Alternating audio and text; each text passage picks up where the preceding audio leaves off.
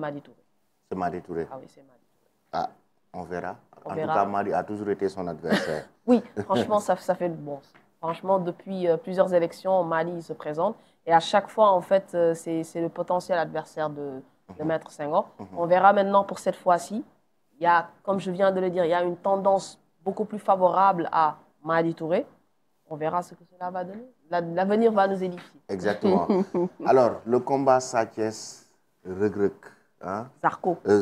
Zarco, autant pour moi, pour le dimanche 22 juin 2025 à l'arène nationale. Donc, enjeu combat, l'enjeu du combat.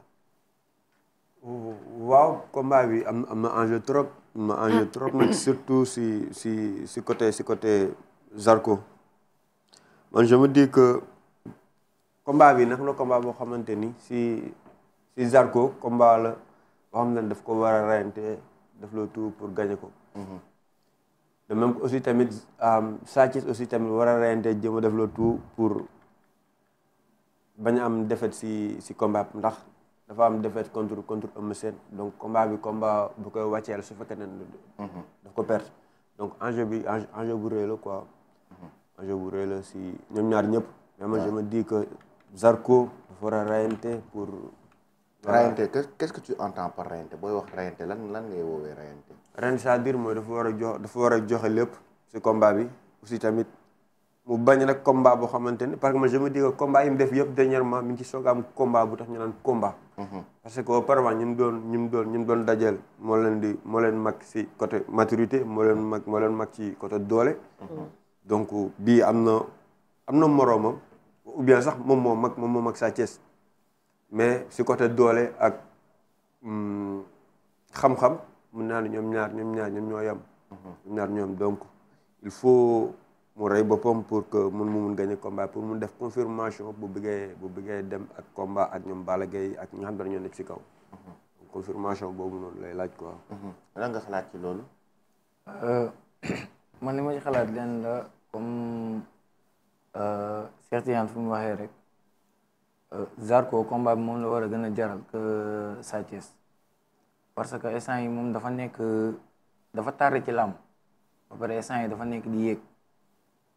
pour dem fi mu waroon nekk instant bi nii parce que instant yi dafa nekk 13 ans retard ci làmb léegi de ce fait foog mu jéem a daan Sa Thiès pour mën a dem bi gën a gaaw quoi léegi Sa Thiès moom dafa am problème ci làmb bi fi mu toll nii dafa nekk en difficulté parce que ñaari mbëri Pikine daan nañ ko.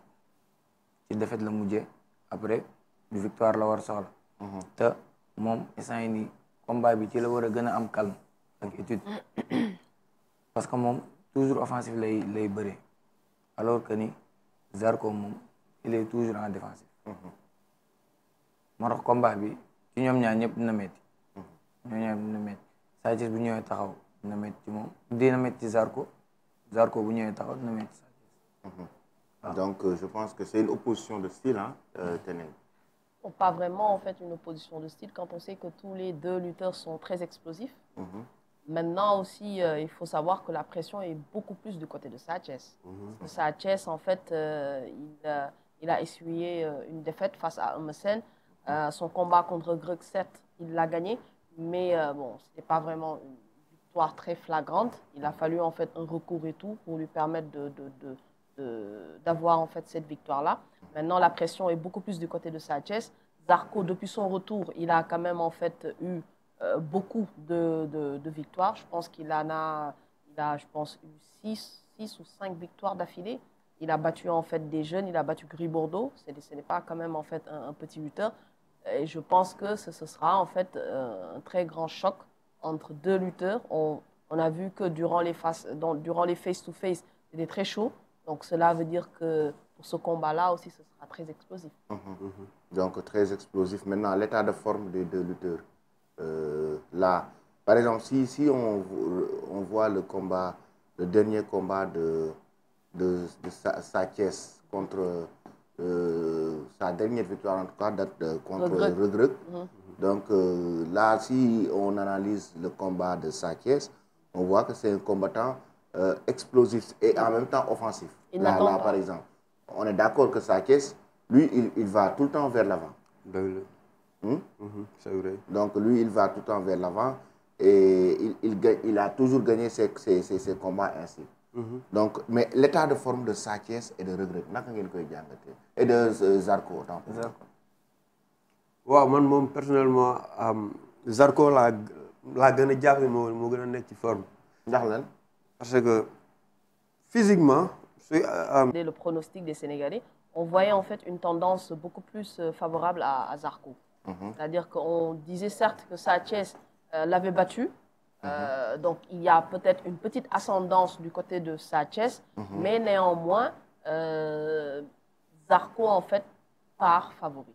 Pas largement, mais quand même, selon les Sénégalais, certains Sénégalais, Zarko na ci lutteur yu gën a technique ci làmb ji. Donc pourquoi nga bëgg jox Zarko ne ko moom moo ëppale côté technique. ci côté lutte. Zarko laay gën a. Sa Thiès il est trop technique. en lutte mais dama gis ni Zarko moom combat am yëpp ni mu def ba daan yëpp bu la jàppee du la bàyyi. bu la jàppee du la bàyyi day dem jusqu'au bout quoi loolu laa gis. du dagg action. du dagg action. te Sa Thiès mën na def benn erreur woo ko ci xeex Zarko ñëw bëreeg moom daan ko. Parce que souvent dañ naan que Zarko moom xeexam du sax. maanaam moom mën na xeex nii rek mais pour am bunt pour téye la. voilà. comme noonu te dafa puissant macha allah. Très puissant.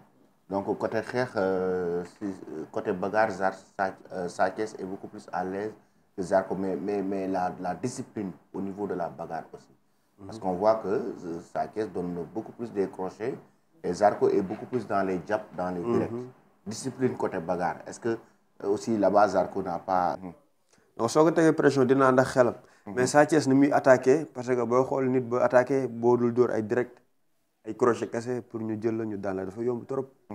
voilà moom côté xeex damay wax ni 50-50 la rek parce que kenn ku bett sa morom mun nga gagné mais ñoom ñaar ñëpp am ñu xeex bu tax ñuy wax xeex quoi. côté bëre bi nag. côté bëre moom man damay wax 60 Sa Thiès 40 Zarko. yow côté bëre bi lan nga ci gis. côté bëri bi Sa Thiès il est trop technique comme ni ma ko waxee sànq rek mais Zarko forum mooy puissance am ak moom bu jàppee foog mu aboutir à quelque chose. léegi nag mais Sa Thiès il est trop technique. ci côté boobu noonu. léegi man gis naa ne Sa Thiès bu ko jiitoo ci lool mën na am dara.